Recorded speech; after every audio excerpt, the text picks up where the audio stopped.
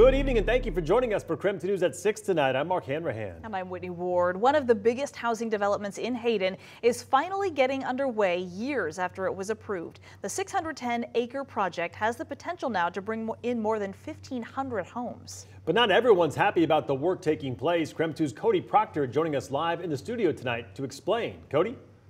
Well, Mark and Whitney, some of that work kicked off last week with dirt finally starting to move on the part of the project south of Lancaster Road and Government Way.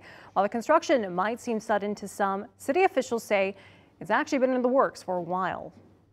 I think that our little piece of heaven has been found. Isn't that the truth? Kootenai County's population's growing, and Hayden's no exception. The United States Census Bureau reports the town's population grew by about 2,000 people, from about 13,300 people back in 2010 to more than 15,500 in 2020.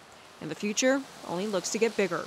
According to Kootenai Metropolitan Planning Organization, they're projecting Hayden could reach up to more than 24,000 by 2030. The same projections tack on another 10,000 for total population by 2040, bumping up to just under 35,000. Jacob Jones, who's lived in Hayden most of his life, isn't a fan of the growth. Really, it was a really nice, small, nice town to live in. It was perfect, and I do not like how it's gotten so big. It's just crazy. He's also not a fan of the Hayden Canyon Project just down the road. Recently, work kicked off for the first phase of the project. Yeah, I'm just kind of curious about how this housing development, how did it get passed? But here's the thing, the Hayden Canyon Project passed years ago. It's actually been in the works since the early 2000s. That's Donna Phillips, City of Hayden's Community Development Director. She's worked for the city since the late 90s, meaning she's been around the project for a while. The 610-acre project eventually settled in the city. Hayden City Council minutes say the final unit development passed in early 2013. We are 10 years later, and they're just breaking ground. According to Stafford Land Company's website, who took over the project in 2020, Hayden Canyon could bring more than 1,500 residences to the development. Phillips adds the development will have a cap of 2.5 units per acre. Hayden residents have shared concerns about traffic, water, and infrastructure, as well as the impact to public space.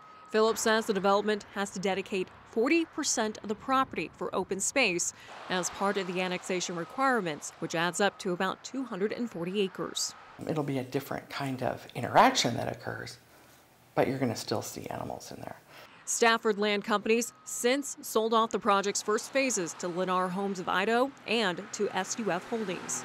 Stafford Land Company Development Director Brian Cavanis says when it comes to their phases, they're hoping to have housing in the upper area by fall of 2023. For 300,000 to 400, low 400,000 entry-level housing in there. That would be a goal. Whether or not that can be achieved given, current pricing constraints. Some of the units expected to go include single-family homes, townhomes, and apartments.